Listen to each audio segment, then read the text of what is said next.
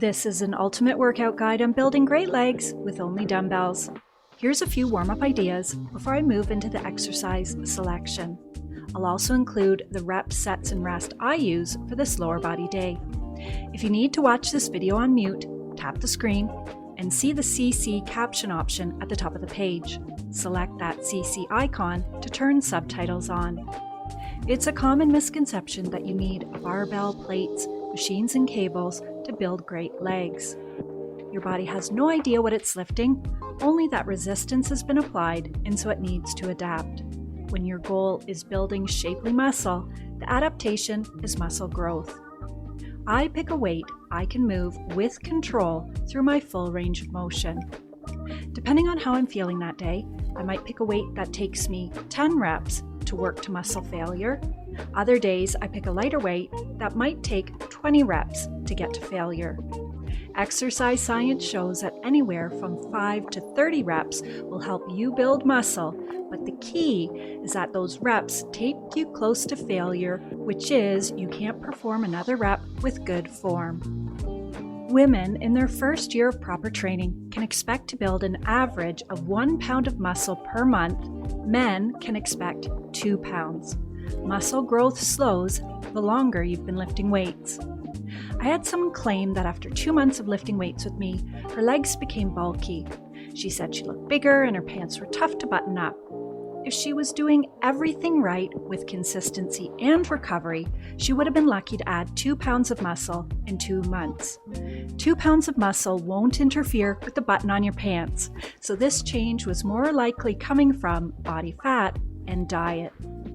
Don't forget to save this video so you can come back to it easily and share it with a friend looking for exercise ideas and tips.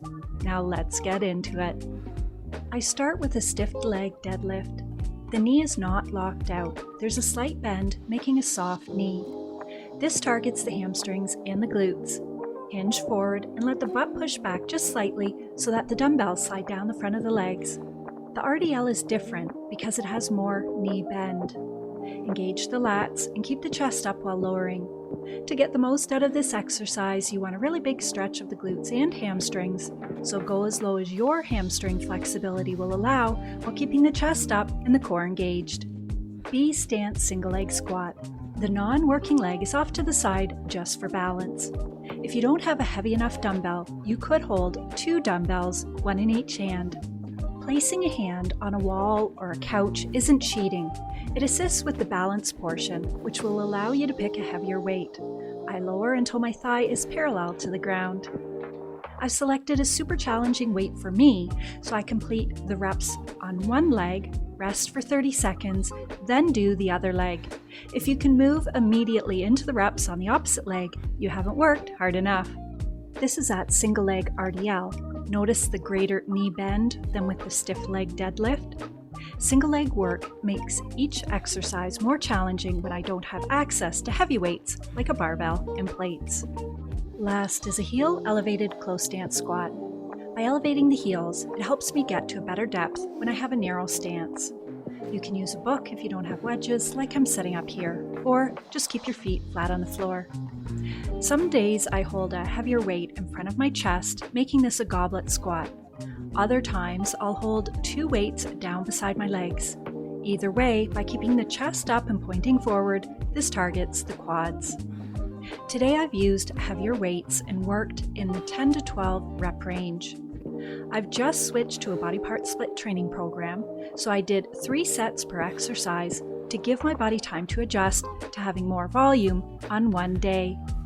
I performed these as straight sets with a 30-second rest in between switching legs for the unilateral work. I prefer to rest for 90 seconds between sets on my strictly lower body days. That allows me enough time to recover to maintain excellent technique and a really great muscle connection for each and every set. Today I've hit the quads, glutes, and hamstrings with this workout. Let me know if you'd like me to add calves during my next lower body video.